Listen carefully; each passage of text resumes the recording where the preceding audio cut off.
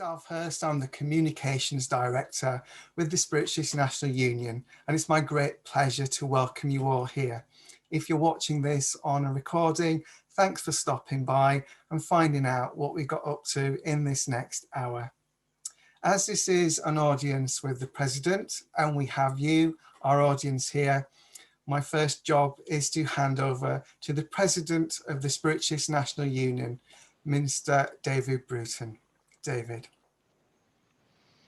Good evening, ladies and gentlemen. It's a great pleasure to welcome you all here tonight for Audience with the President. And this evening we have a subject that I'm sure is going to create a fascinating debate and a sharing of ideas. We know, many of us, of the threefold aspect of spiritualism. We speak about our religion, we speak about our philosophy, and we also speak about spiritualism as a science. Remember that spiritualism is a religion that is based upon evidence, not on your faith or belief. It is an evidential religion. So when I became president some 10 years ago, I was actually challenged by a lady, a friend, a lady who I've come to know very well over the last 10 years. Where was the science in spiritualism? It seemed to have lost its way, despite, if you look back into our history, we have had involvement with many great scientists over the years, and they've played an important part in the development of our movement. So over the last maybe 7, 8 years now, something like that, I'm losing count, we have had a collaboration between ourselves and the University of Northampton. Interestingly, in the last 5 years, we have worked with an increasing range of universities, both from the UK and around the world, in different projects. And in my mind, that suggests that there is beginning in academia to be a change, a move forward, and more of an acceptance of what we know to be a reality, not a belief. So this evening, those of you that have been with us regularly will know that we did a session on science in the last run. And this evening, I'm very honoured and pleased to be able to welcome our guests, all from Northampton University, who are going to be part of our discussion tonight.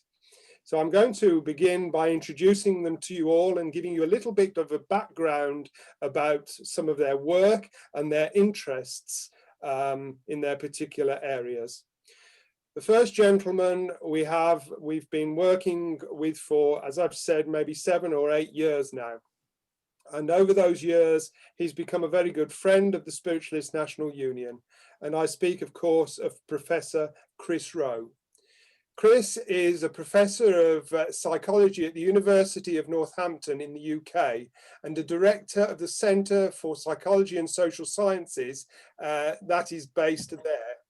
Chris is a Perrott Warwick senior researcher at Trinity College, Cambridge. I think that's new, Chris. I don't remember saying that before. And a visiting professor at Bucks New University.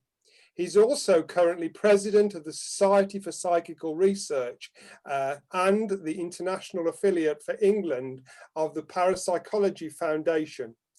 He has served as a chair of the British Psychological Society, a transpersonal psychological section. I really should have put different. I do apologise. That's all right. And as president of the Parapsychological Association.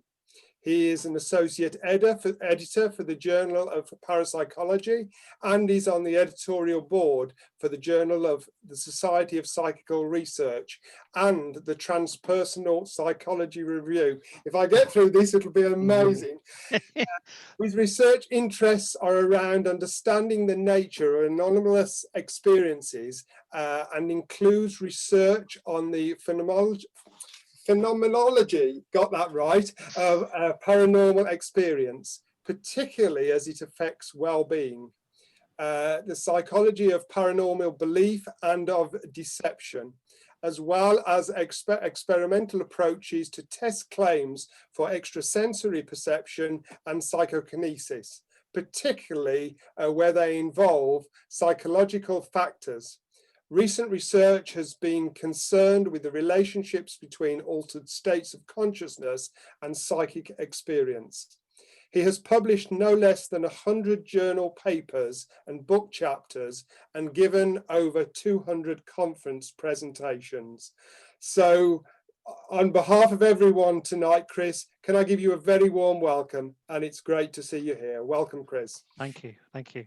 And I made that introduction as long as possible so we can avoid the difficult questions later. We might run out of time. We could spend the next hour actually discussing what all that means, but never mind. Our next guest from Northampton is Rachel Everton. She's a certified integrative counsellor and PhD student and member of the research group which explores the study of exceptional experiences and consciousness studies within the Faculty of Health and Society at the University of Northampton. She is part of an ongoing research project which involves experimenting with mediumship at the Arthur Finley College Research Laboratory. Her role has been to explore the qualitative meaning in mediums' experiences for the well-being perspective.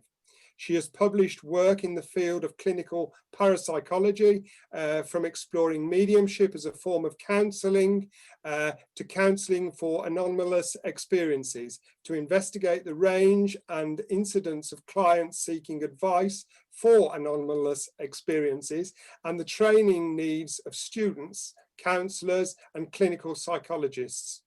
Her current PhD research will explore the anomalous experiences of the bereavement and the role of spirituality in end-of-life care. The data gathered will inform education and guidance materials to support respectively clients who are struggling with bereavement and therapists who work with the bereaved. Rachel, thank you. It's lovely to have you with us. Oh, it's great to be here. Thanks, David. Thank you. The next two members of the team, I have to admit, are new to me. I've not met them before this evening. I would like first to introduce to you Phil Kinsley, who has a background in anthropology and has worked in the medical artificial intelligence research at UCL. In addition, she is a trained nurse and has worked with Alzheimer's patients. Through these, she developed a strong interest in different ways of looking at and experiencing the world. And she decided to pursue this interest through a PhD in psychology. She joined the department at the University of Northampton last year, and the focus of her research is on people at the beginning of their mediumship journey. She hopes to be able to interview people to hear about their experiences of the unfoldment process, as this is something about which people outside the world of mediumship have very little knowledge and understanding. So Phil, on behalf of everybody, welcome and thank you for joining us. Sorry, just unmuting myself. Thank you very much, David. It's really good to be here. I appreciate it. Thank you. And last but certainly by no means least, it's lovely to welcome Ewan Mclean, whose current research focus is on clients' experience of mediumship as part of his PhD research. His interests for topics and research in parapsychology cover a broad spectrum, and he's happy to discuss any topic and research ideas that you may have. So that's a challenge, ladies and gentlemen. He's going to go away with a notepad full of things that he could research. So, on behalf of everybody again, can I welcome the team from Northampton? We've had a good relationship over many years, and I'm sure tonight will be interesting for each and every one of us. So remember, ladies and gentlemen, get your questions ready, and I'm sure we'll have a good night. So what I'd like to do is kick off by asking Chris first. Chris, I know we've talked in the past about the gap between parapsychology and mainstream academia. What's your experience? Have you seen that change? Is it getting wider? Is it getting narrower, or what? What's your feelings?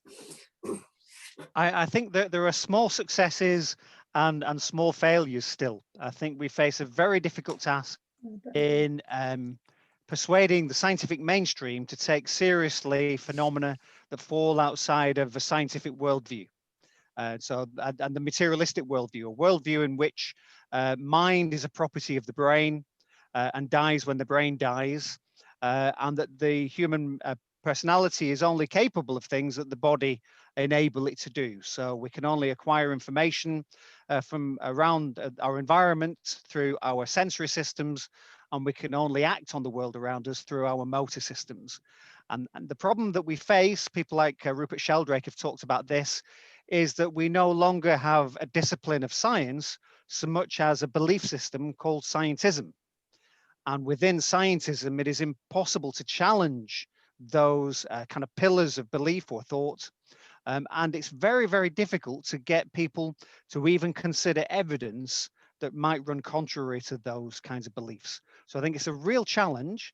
There is a very vibrant but small community of researchers and academics who do take the time to consider the evidence base, are persuaded that something important is going on, and are willing to risk their own reputations to add to that research by doing their own research. And so we have a situation where there's a slow accumulation of evidence that suggests that the materialistic worldview is extremely good. It's fabulous at explaining and predicting a whole variety of aspects of reality as we experience it, but it's really struggling with those bits that involve consciousness. And we really are at the foothills of our understanding of what consciousness is, or what it might consist of, or what properties it has, what it's capable of. As that changes over time, I think people will be more interested in and sympathetic to the kind of evidence that we're trying to put together. One important thing to add to that is that science is a method. It's not a belief system. And it's really important that the colleagues that we have here today and other researchers in parapsychology work really hard within the scientific method to produce the best evidence possible to evaluate the claims that people make about the so-called paranormal, to show that they can be investigated empirically. You can do research, you can conduct experiments, and that research doesn't show that these phenomena disappear because they're superstitious. In fact, what we find is that they persist, that there is evidence that something is really going on that goes beyond our current explanations. So hopefully over time, we'll reach a tipping point, and it'll be one of those situations. It's like the Brexit negotiations at the minute. It'll be no, no, no. And at the very last minute, there will be a sea change of opinion. And then people will claim that they already believe that all along. That's what I think will happen. Thank you, Chris. It's good to hear that progress is being made. As I said in my introduction, we are getting approached increasingly by different establishments, universities in the UK and abroad, to take part in their various research projects. I'm going to throw this question to the panel as a whole rather than picking on someone. And I know this is a question that's been asked by one of our trustees at one of our trustees meetings. What does research add to spiritualism? What does it provide for spiritualism? There's a challenge. Who's going to step? Well, I abhor a vacuum, so I'll speak first, Okay. and that'll give the others time to actually have a more thoughtful answer. So that's the way we work with this. So I think science is crucial to spiritualism in order for spiritualism also to extend beyond the margins. For people who have anomalous experiences that might come from sitting with a medium or attending a demonstration and having a message come from platform. But when they discuss that with other people, that experience is dismissed, that it's a result of them being credulous, that they've been deceived in some way, or that it suggests some kind of pathology, that there's something wrong with them or the people who were claiming those kinds of experiences. What science can do for spiritualism is provide you with a foundation of rigorously collected evidence that meets the standards for other areas of the social sciences in demonstrating that these phenomena are real. Just to give you a small trivial example, the work we've done at the Finley College in the past we've spent quite a lot of time working with EEG apparatus. So we're able with EEG equipment to measure people's brain activity.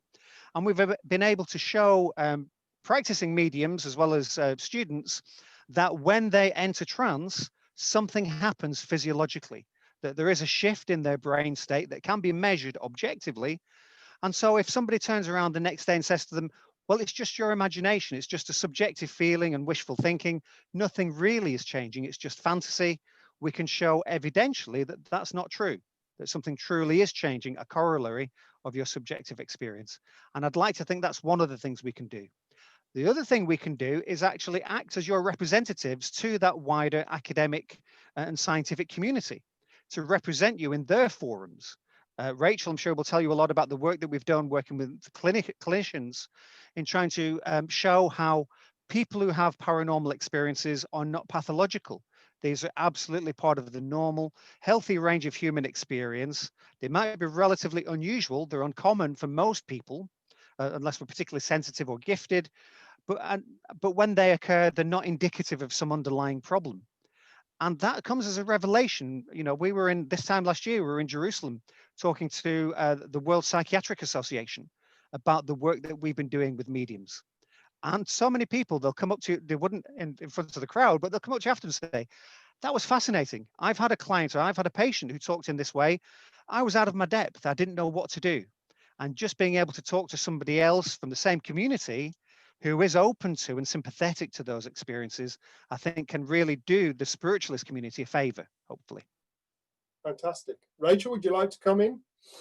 Yeah, I was just going to say, on the back of what Chris said, it gives a voice and a platform for us to kind of educate academics and also the general public about these kinds of experiences and the kind of transformative and therapeutic benefits. So some of the work I've done looking at mediumship as a form of counselling, a lot of the data that I collated showed that actually mediumship is just as beneficial, if not more enhancing than counselling. Because it gives someone a conceptual framework to understand their experience, to find meaning, to find hope. And the work that I do within clinical parapsychology has been really great in educating healthcare professionals, you know, psychologists, psychiatrists, counsellors, in how to work with these experiences and not to fear working on these with clients. So hopefully it reaches loads of different audiences when we do this vigorous research. And I can't talk, you know, for some of the research Chris has done, because that's been sort of quantitative, but my stuff, looking at the qualitative, interviewing people, it can be incredibly validating as well, giving somebody a chance to share their story and their experiences without any fear of judgment. Brilliant. That's good. That's excellent. I'm going to ask now Ewan and Phil, have you personally had any mediumistic experiences that have really stopped you in your tracks and made you think? Ladies first. Phil. Oh, sorry. Sorry, just unmuting again. I hadn't up until I started the research, but as part of the research, I joined an online unfoldment group, really to get a background experience into the sorts of processes that go on there and the sorts of language that are used. This is sort of preparation for interviewing people so that I have an idea about what they're talking about before I go in. And I have been amazed at the sorts of things that have come out of that. And even on my own part, I actually had a very minor experience in which somebody said, oh, I think I know who that is. And I was really surprised. So that did stop me in my tracks. So I don't know where this is going to go, but it has been incredibly interesting, and I think it's been very useful to be able to do that. Brilliant. I suppose with your nursing background, obviously being with people when they pass the spirit world, you would have had great experience of that, and I suppose our perspective certainly brings something slightly different to that experience. Yes, I think that there was quite a sort of split. The colleagues that I worked with, some of them were very much believers in an afterlife and were very keen to help people at the end of their lives from that point of view, and dealt with it in that way. For the people who didn't have that sort of belief, I think they actually found it a lot more difficult, and it was noticeable that it really helped the patients to have somebody around who could who felt happy discussing with them their fears of death and their worries about what was going to happen next, and who would just listen without sort of trying to block it off and say, well, no, you know, because of course, if you believe that there's nothing after death, it's actually very difficult to talk to somebody who is going through that process. Absolutely. Ewan, how about you? I haven't personally had a transformative experience within mediumship. I've been to demonstrations myself, but one of the things I found from my own research, I've just completed a nationwide survey of clients' uses of mediumship.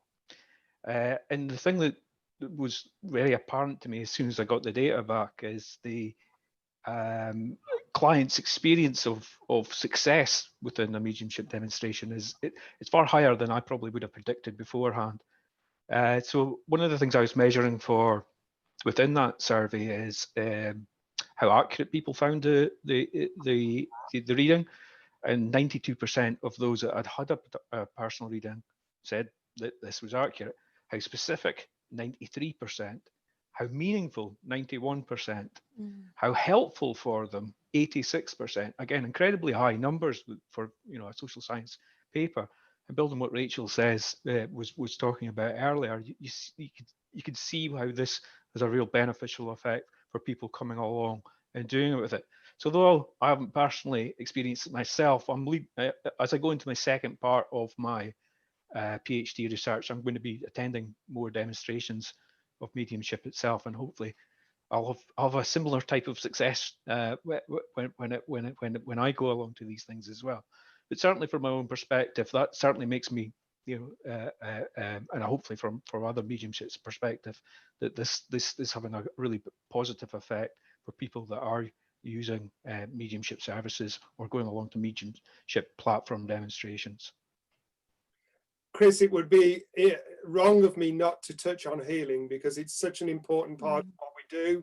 And I know that you've been also very, very involved, particularly in the analysis you did some years ago. Healing is something that, to be able to demonstrate what's happening when people are having healing, that's quite a powerful thing, isn't it, really? Absolutely. And I think to legitimize those kinds of practices is really important, because I think always the concern is, for example, among therapists, is that if you endorse a delusional belief system, you're causing more damage, you're creating harm. And our finding is the opposite. It is that actually, if you create a safe space that allow people to explore for themselves various kind of claims which are taboo within the conventional belief system, they can hone in on those things that are effective or work for them. One of the wonderful things about the scientific method, and it relates to the healing study you're talking about, is the relationship between lived experience and scientific research. And sometimes I think skeptics get things the wrong way around. So, for example, we know that there is such a thing as a placebo effect. And absolutely, in the real world, somebody could go for spiritual healing and experience a benefit from it. And it could be wholly down to a placebo effect. It could be positive expectation that causes a change in them. That is a real possibility in the real world. But for the researcher, that's the start of the journey. The next step is to say, okay, well, let's see what happens in a controlled experiment now. And in that experiment, let's keep the patients blind so they don't know whether they're in a spiritual healing condition or they're in a comparison condition where they're not actually receiving healing. And what do we find when we do those kinds of experiments, these clinical trials? We find that people in the active condition do significantly better than people in the control condition. And what that allows us to do is to say, yes, we know the placebo effect is a real thing and can affect an outcome. But when we control for placebo, there is still a benefit for people who are healed. And what we wanted to do in our research is partly to identify the fact that research on healing is incredibly varied. It's certainly not all very good quality. So we evaluated the quality of the research, but we found that even among the very good quality research, people are still reporting positive effects. And this ranges from the efficacy of prayer through to things like hands-on methods like therapeutic touch or Reiki and Joe Ray, through to things like spiritual healing that might take place at some kind of a distance. So I think there's something really interesting going on there, that given the dosage, given the effect sizes, it could save an absolute fortune for the NHS at a time when they're rather creaking. Absolutely, yes. I think the challenge within the NHS is that they're looking for data that explains what we do before they take us on board, and so that's why your research in the field is so important. Chris, can I stay with you for just a moment, and can I ask you what your hopes are for the laboratory at Stansted? It's been established thanks to the support from the SPR for some while now. All right, then, nothing's happened this year. We'll just patch over 2020. I think it's disappeared. We all feel that. But what are your hopes for the future with the laboratory facilities there? Yeah. Well, I think, first of all, this is a great opportunity for me to apologise to people who might have volunteered to take part in the research that we're doing. Unfortunately, our hands have been tied, as you know. So normally with research, you pre-plan a design of study and you have to collect all of the data before you can begin the analysis phase. It's actually a rather bad form for people to start analysing data halfway through the study before they're finished. And unfortunately, we've only gotten 2/3 the way through the data collection before lockdown happened. And so we've been kicking our heels frustratedly for really close to, 10 months now? 9 months, certainly. And the plan is, as soon as we're able to, is to get back into the laboratory and finish this first phase of research that we've been doing, colleagues, Rachel and other colleagues from the University of Northampton. The importance of that work is that we want to get that published in an academic journal quite quickly so we can showcase the facility. And absolutely, when we worked together, David, to get the funding for the lab, so we could kit it out with the right kind of equipment, the intention was that this would be a resource that was available to other serious researchers. So those researchers from other universities around the UK in particular could apply to the SNU for permission to come on site and do their research. So you would have a chance to check their bona fides. And if they're people of good character who are coming in for the right reasons, they also could use the lab space and hopefully take advantage of footfall. The fact that it's such a busy and thriving place, there's such a buzz and enthusiasm about the place. And it's been really quite easy for us when we've been there to recruit among students on courses for certain of the studies where they would be suitable participants. Obviously not the ones where we need very experienced mediums, but for some of the other work, we can work with them. So that is absolutely the longer term plan. We want to have an established facility, which is used much more regularly than it is at the moment, not just by us, but by a range of people. And in part, that's why we've been expanding the personnel at Northampton. So we've been very fortunate in expanding the number of people who are working on mediumship per se. We've also just got some very good news from another funding agency to do more work on after-death communications. So these typically are apparitional type experiences that might be spontaneous. And again, that's the kind of work that we could do at the SNU, at the Arthur Findlay College, with people there. Fantastic. So yeah, it sounds as if there's still a lot of work to be done, which is brilliant. We're about to round about 7:30. I'm sure that there are plenty of people in our audience who would love to ask the team some questions. So I'm going to, at this point, hand over to Alv, and Alv will be swamped with a wave of questions, I hope. Thank you, David. Yes, so please do raise your hands, which you'll find the button for at the bottom of the participants list. Or don't forget, you can type your message into the chat box and send it to me that way for me to ask on your behalf. And don't forget, if your question is for a particular member of the panel, just to let me know, because I know you've heard about the different avenues of interest that they all have. So that's quite a wide range there, so don't forget. So first of all, I'm going to ask Julie to unmute your microphone, Julie, and come into the room and to ask your question. Hi, Julie. Hello, yeah. Hello.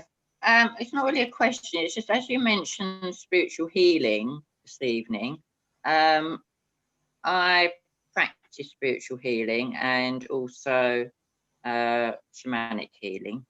My friend's dad is in Whipps Cross Hospital in London, currently in a coma on a ventilator with COVID-19.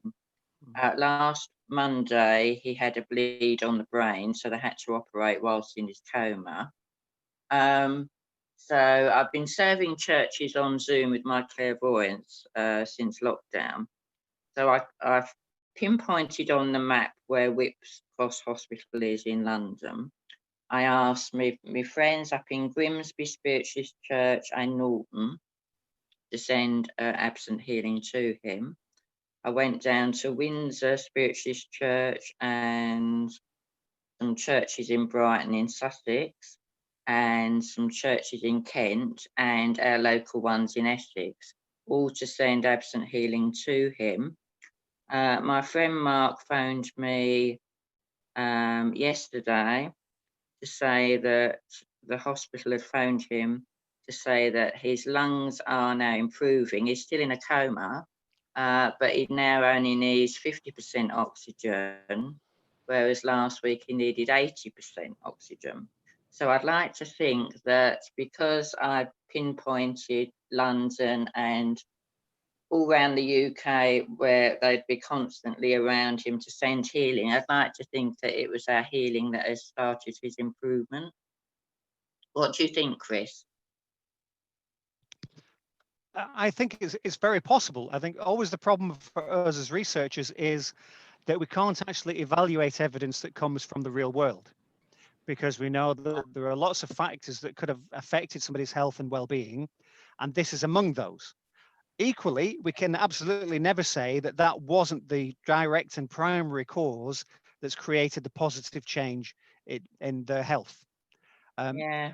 I draw kind of confidence though from that clinical research that does show that there are beneficial effects for a wide variety of conditions, some of them very serious indeed, including people who were suffering from AIDS and in very late stages of life, where the health and well-being of some of them was verging on the miraculous in terms of the recovery that they experienced.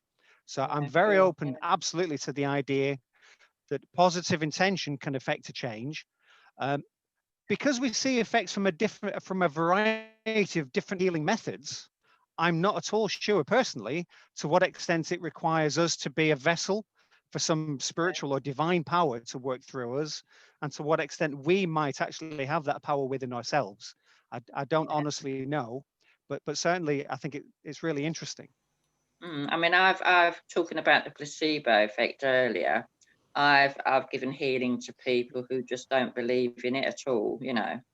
And I've given healing, and whatever their ailments were, they've improved. So I believe, my personal opinion is, it's one of those things you don't necessarily have to believe in it for it to work, you know. So. Yep, I agree completely. And frankly, the placebo effect is bonkers. It's absolutely crazy. If you there are very many placebo experiments that demonstrate something called the nocebo effect as well, which is if you give somebody a sugar pill and tell them it's an active treatment for their condition, but it's got some side effects, it causes nausea and sleeplessness, they get all the side effects as well. There are people who've been in placebo conditions of experiments and their condition has improved. At the end of the study, they've been told that they were on the placebo, but now they've got to stop taking the sugar pills and their condition gets worse again. Yeah. You know, as if they've come off the treatment.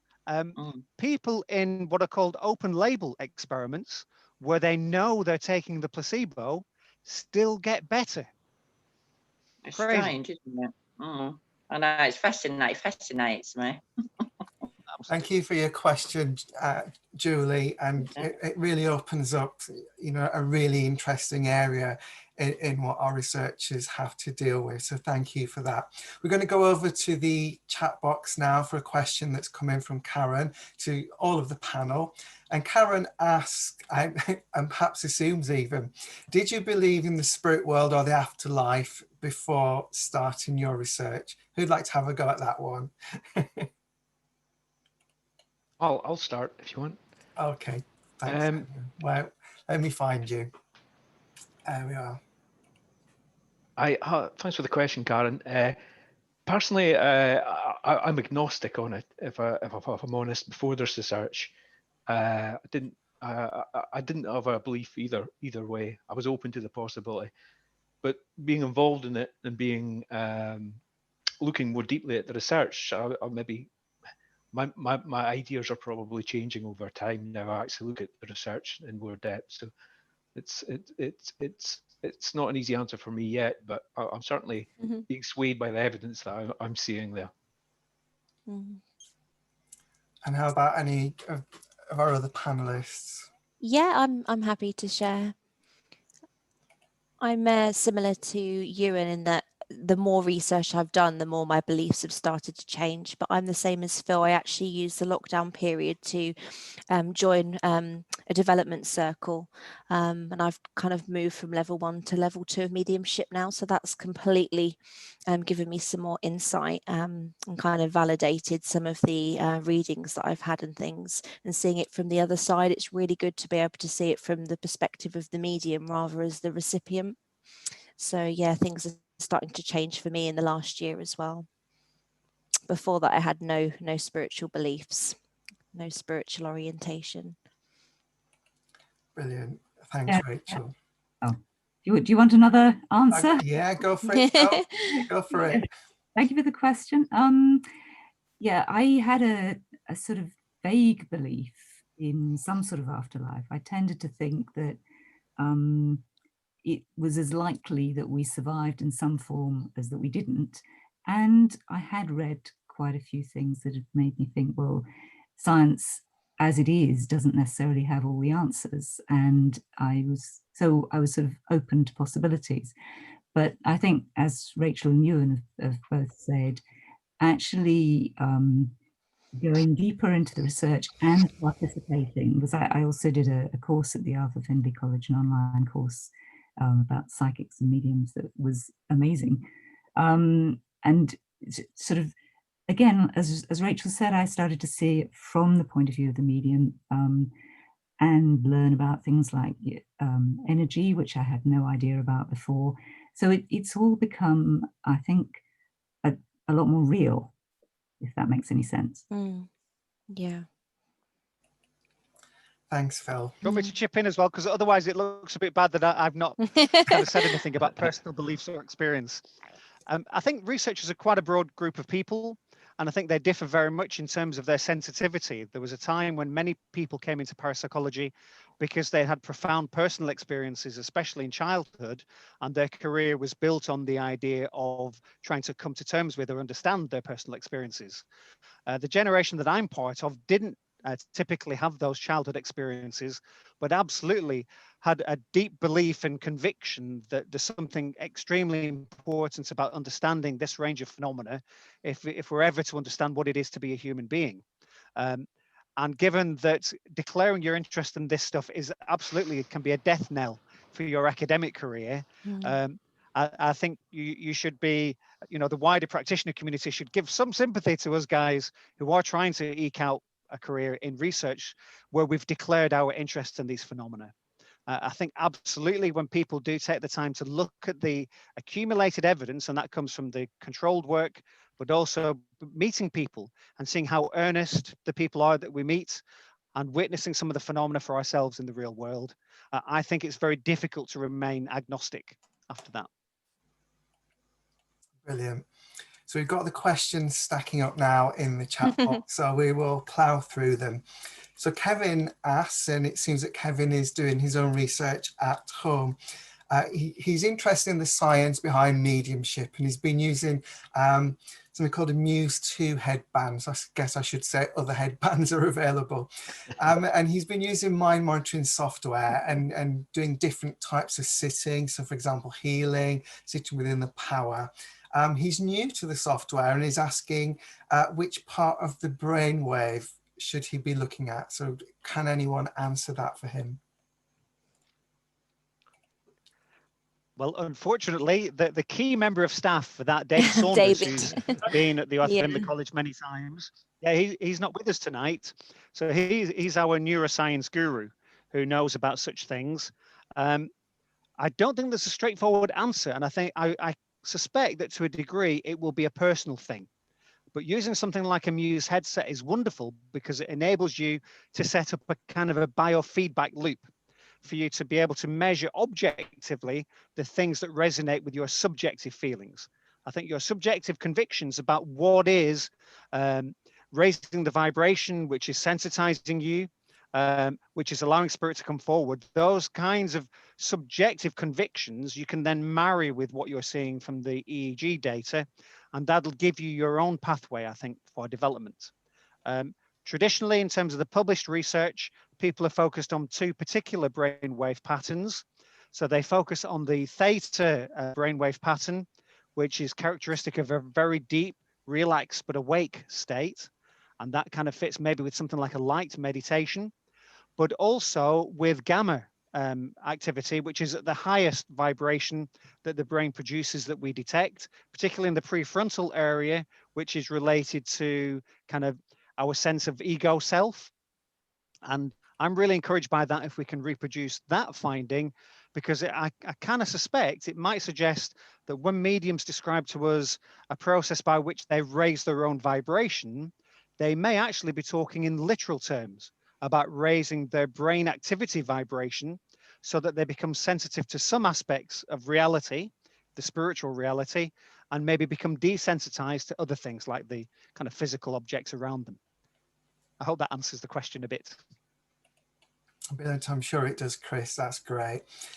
A question related to healing and perhaps even intention here from Lexi, who is asking whether we think that healing is something that's an instinctive faculty with all of us. And she gives the example of when we perhaps kiss it better when children are injured. And she asks the panel, do they feel that we do have that instinctive ability to heal in this way within them? I think I would just say from my personal experience that I think that we all have the potential, to be able to heal ourselves in that way. When it comes to the potential to give healing to other people, maybe it's something that is possible for everybody, but is people have different levels of ability, and it may also, from things that I've heard people say, be related to, say, your connection with the other person. Some people may have the ability to connect easily with a lot of people. Other people, you sometimes meet people and you sense their energy is held quite close to them. And my feeling in that case would be that maybe they would have to try quite hard to connect to somebody in a healing way. I don't know whether that's any use to anybody. I think so. I'm sure it is, Phil. And it's something to think about when we approach that, and perhaps people approach it differently when they've perhaps trained as a healer, and perhaps when they just feel that they have that instinct to heal as well. So something for us all to think about.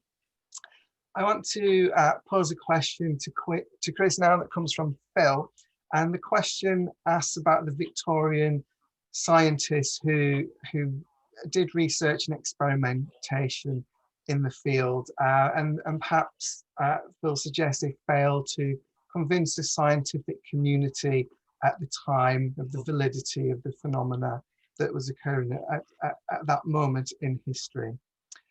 Do you feel, Chris, that has any relevance to your work today? And do you see any parallels between the work that you're doing and the work that they did in that era of science? Oh, I think absolutely. I'm very honoured to serve currently as the president of the Society for Psychical Research. And that was originally founded in 1882 by this collection of Cambridge academics who worked very closely with practicing mediums of that time to form that society, with the specific aim of exploring spiritual phenomena in its widest possible sense. And that included mediumistic demonstrations, but also apparitional experiences, telepathic connections between people, and so on, as kind of aspects of our spiritual nature. I think that does still fundamentally underpin what we do. There are some really interesting collections of biographical chapters from active researchers that very strongly suggest that people do see that linkage between the research that we do and that sense that there is something missing from the way in which people currently understand what it is to be a person, that there is a ghost in the machine. We're not just a piece of meat that happens to be able to think. There's more to us than that. And these are the kinds of phenomena which are still on the margins in terms of interest or focus, but these are the range of phenomena that are going to tell us about that. In terms of the methods, things haven't changed very much. I mean, most of the work 120 years ago, 140 years ago was very proof oriented. It was, well, to what extent can we demonstrate that this information is true and that the medium couldn't have learned this information by some other means?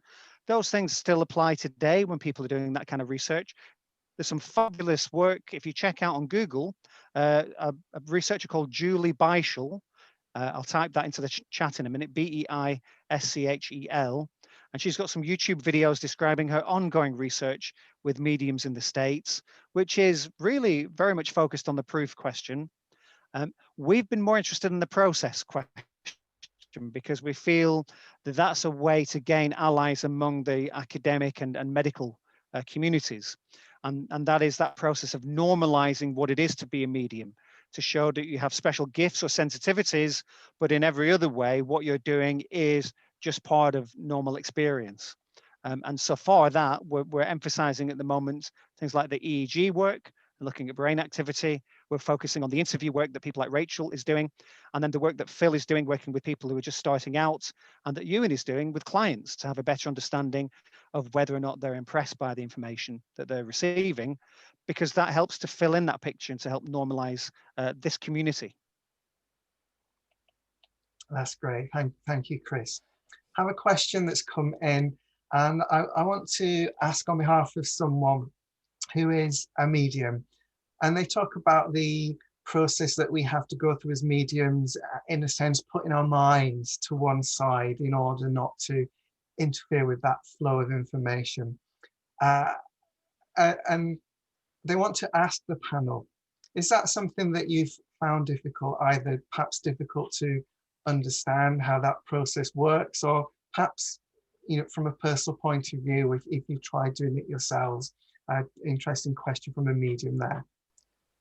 I think I'd put that to Rachel, but I'm happy to start. I was actually going to say, Phil, that me and Chris have been in a situation where this has happened, when we've actually been conducting experiments in the lab, and we've had to kind of give some adjustment preparation time for the medium. And it's been quite interesting for me, Chris and David, to kind of see the different ways in which mediums might need that time or adjustment. And that's really helped us to kind of tailor the next batch of participants that we've had come in to the lab, and perhaps change the timings of the experiment. Chris, did you want to add to that? I'm thinking of yeah, I guess. Yeah, I mean, the bit I was going to go to is just that what's really encouraging for us is when we look at the kinds of development exercises and practices that we've seen at the Arthur Findlay College with developing mediums, there are clear parallels with other spiritual practices. So we have an interest in transpersonal psychology, where people talk about other forms of spiritual enlightenment, which involves a sensitization. So we have a PhD student from India, who's been looking at the Buddhist scriptures and their descriptions of paranormal powers that come along with spiritual refinement. And those practices are very similar in terms of an ego self that needs to be dislocated or set to one side to enable us to be a more pure vessel or channel for what's going on. I think there are very clear similarities there. Many of the very gifted psychics, as well as mediums, so the kind of people who've been tested extensively in laboratories, very often have their own techniques. Say for the remote viewing work that's come out recently, that's been released under the Freedom of Information Act in the States, a lot of their key remote viewers have their own development practices that are based on Eastern traditions and very much involve that creating a space that's separate from the ego. That seems to be really important. I think psychedelics work in the same way, incidentally. So many psychedelics have the same facility of reducing the activity of the ego self, reducing the amount of inhibition that the brain normally involves, so that suddenly people become sensitized to and aware of realities around them that are normally shut out from them. Fantastic. We're going to move back into the room now, and I'm going to ask Helena to unmute your microphone and to ask your question. Hi everyone. I've got a question. What's your thoughts on ITC, instrumental transcommunication? Obviously, I understand you work actively with mediums where you're directly getting information, so forth, and studying. As a bystander, obviously, in instrumental transcommunication, you're actually, the person becomes the bystander too, and the observer. What's your thoughts in regards to spirit interaction in that sense of study? Anyone? Do you want me to take that, guys? Yes, please. I don't want to bore you to death with me rabbiting on all the time. We've got 3 fantastic colleagues who know loads of stuff. We've not done any direct work on ITC, but of course, in previous ages, the spirit world would use whatever technology was available to them in order to communicate to people. So that might involve things like table tipping, for example, or the use of paraphernalia in a physical seance. And so it seems very reasonable to me that they might use advances in technology as a vehicle for communicating with us today. The evidence I've seen from ITC has been a little bit disappointing in that the messages don't seem very clear and don't seem very coherent in the evidence that I've seen from a variety of researchers. In comparison, for example, with the work of one of our other colleagues, Callum Cooper, who's been looking at what he calls phone calls from the dead. So situations in which people have had a conversation with somebody by telephone or sometimes by text more recently from somebody who they later learn was deceased at the time of their message. And it seems odd to me that on some occasions we can have a very clear communication that's very detailed and coherent. And then on other occasions is a little bit more chaotic. So I think there's a lot of work that needs to be done there really to explore what's going on. Energy. Thank you. Brilliant. Thanks for asking that question, Helena. It's Cheers. fantastic. Thank you. The questions are really coming through now. And a really interesting question here. And our panel is asked, across the world, many scientists are focusing on the pineal gland as a source of control in altered states, especially in mediumship and healing mediumship.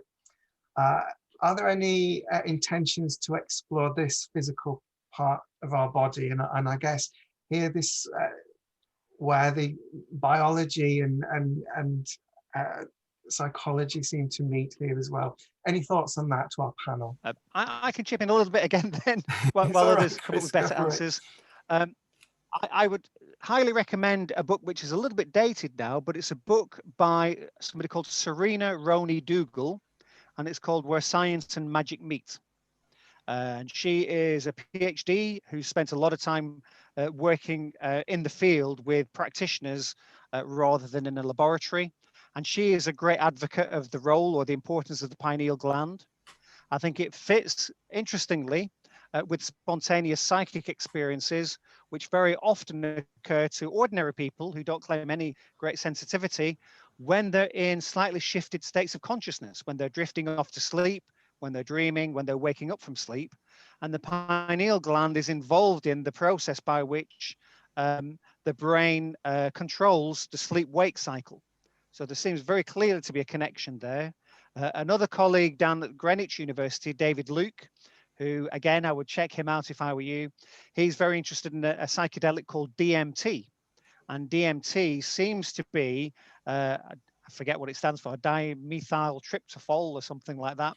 But DMT seems to be related to the endogenous chemicals that the pineal gland produces as part of that process. I think biologically it's related to serotonin, I think. So there seems to be some kind of connection here that relates to what we were saying a little while ago about dislocating the ego, about reducing the amount of inhibition that the brain normally produces to sensitize us. And I suspect all of these things will fit together ultimately in that kind of an explanation. Brilliant. Thank you, Chris. I think we've got time for one more quick question. I know Carol's been waiting, so I'm going to ask Carol to unmute her microphone and to quickly ask your question to the panel. And I think this will unfortunately be our last question. Go ahead, Carol. Okay, thank you. Can I ask Rachel a question, please? Yep, sure. Okay. You mentioned, and I only caught sort of, I haven't been in from the beginning due for other things I was involved with. I have done some research and I'm a qualified psychotherapist. You mentioned about when you've done some experimenting that sometimes the mediums perhaps need a bit of a break. That's my words of putting it, in between sessions. Have you done any core evaluation to see how that medium is in their daily lives? Whether or not they're the type of medium that may be perhaps not able to deal with stress or anxiety, or whether they're able to cope with stress and anxiety. You know, the two different I'm particularly thinking of this core evaluation form. I don't know whether you know of it. Yes, that we use in counselling and psychotherapy. Yeah. So I wonder whether or not that would sort of maybe perhaps that person that you might have experimented with might be usually anxious, or, you know, to see if there's a background in that as well, taking that into account. Yeah, we've only done some very small scale studies in the lab at the Arthur Finney College. But in those, it tended to be more just the preparation time to kind of sit in the power and tune in. Right. As opposed to it being kind of test conditions and feeling the anxiety of that. I guess an aside to that is that when we've actually used some kind of core measures with mediums, actually their well-being and kind of mental health issues tended to be quite low. Chris, can you remember what the core measures were? We tested for the highly sensitive person, schizotypy, and I'm trying to think of the other one because Carol, you'd be aware boundary of thinness measures. we looked at as well. Boundary thinness, yeah. Yeah. Yeah, because I mean, sometimes mediums tend to be sensitive. Of course, yeah. And there are others who, I think it's called How to Hold Your Head Above Water Whilst All the Others Are Losing Theirs. So there are some that I know that you will deal with very, very effectively, and others are not able to deal with it. I just wondered whether that might have accounted for something there. Yeah, that's something that we haven't got as far with actually analysing the data from those measures. But one of the add-ons to the study that we're doing at the moment is getting all of the mediums to fill in those measures and having a look at that data. So it'd be great if you could stay in touch, Carol, and kind of see what the outcome is for that.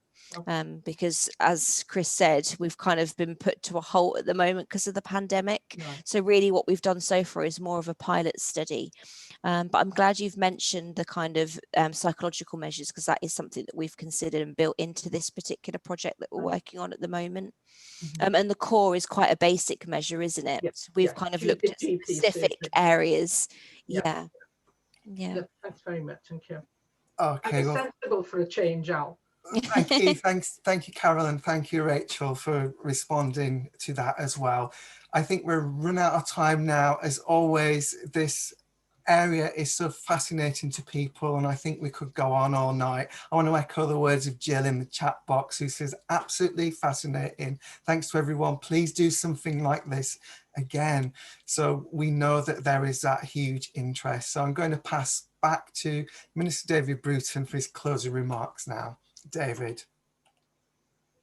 Thanks, Alv, and thank you very much to the panel. It's been a fascinating evening, and quite frankly, I think we could go on for several more hours, if not longer than that. I think it's worth reflecting, because I know it was, for me, kind of an important stage back in March when I was invited to take a demonstration with a colleague, and I'd never actually given a message online before, and I know that many of my medium colleagues have had to cross that bridge, and the spirit world has demonstrated beyond any doubt that they have been progressive, they've moved forward, they've embraced Zoom, other platforms are available, as Al will tell you. And it's amazing to actually sit in this position and to have the reality of the spirit world build with you to create the joy of that communication. And I think that as spiritualists generally, we've all learned a lot and realized that maybe we should be doing more to push the boundaries of our understanding, but also the boundaries of that relationship that we have with those that work with us from the spirit world. And there is so much more we have yet to explain, understand, and experience. So my thanks to Chris, to Ewan, to Rachel, to Phil. Thank you so much for joining. I'd like very much to wish Rachel, Ewan, and Phil all the best for your PhD. Thank you. Thank you. Thank you. Meeting again over the next few years, and we look forward to working with you. Can I very quickly, because I know we're already running over time, but wow, what the heck. Can I just mention that tomorrow evening, I've been invited to join the East London District Council evening that they hold every Tuesday night. And as the speaker tomorrow, I'll be talking about, after the pandemic, where next for spiritualism. So there's going to be a degree of looking forward to our future there. And please join us if you can. This time of year, we are usually celebrating Christmas week at the Arthur Finley College, and Chris knows all about that because I've got the photos to prove it of some of our mysteries that we've done in the past. Sadly, we can't do it this year, but on Wednesday evening at 7 o'clock, we are doing Christmas at the AFC with international tutor and medium Mavis Patilla. And Wednesday evening is going to be a discussion sharing memories of the college. Tanya Smith, the general manager, will be joining for that. And then on Friday evening, as part of a double session special, Mavis will be talking a little about her philosophy and also giving a demonstration of her mediumship. If you're interested in attending, that is a chargeable event, and you can get tickets from the Arthur Finley College website. And if you don't know where that is, go to the SNU website, www.snu.org.uk, and you can link from there. Just very quickly to tell you that next Monday evening at 7 o'clock, we'll be back with Audience of the President, and we will be taking a look at Christmas from a very spiritualist perspective. And we have guests, including Minister Val Williams, a well-known medium and tutor at the Arthur Finley College, and also Minister Alan Rawnsley. So that promises to be an interesting evening also. And on the 28th, we come to the subject of reincarnation, and we'll have a panel together there to talk about reincarnation, what we think of it about as spiritualists, and again, equally, I think we're going to have an interesting and fascinating discussion. So can I thank you all for joining us this evening? Can I thank again our guests? Can I thank Al for keeping all the technology working, and look forward to seeing you, if not over the next week, next Monday with Audience with the President. Thank you. Thank you, David. And before you all go, can I remind you how you can keep in touch with us? We have our social media channels. If you want to find us on Facebook, you need to search for @the Spiritualist National Union. You can find us on Twitter and Instagram, which is @SpiritualistSNU. And you can find us on YouTube, which is SNU Film. And indeed, if you find us on SNU Film or on Facebook, you'll be able to watch the replay of this amazing discussion that we've had today. Absolutely fascinating. I know that so many spiritualists are really interested in supporting the scientific strands of research that are happening all over the world. So it's been an amazing hour that we spent together. So we'll look forward to seeing you all next week. So do take care, look after yourselves, look after each other, and God bless. Bye-bye.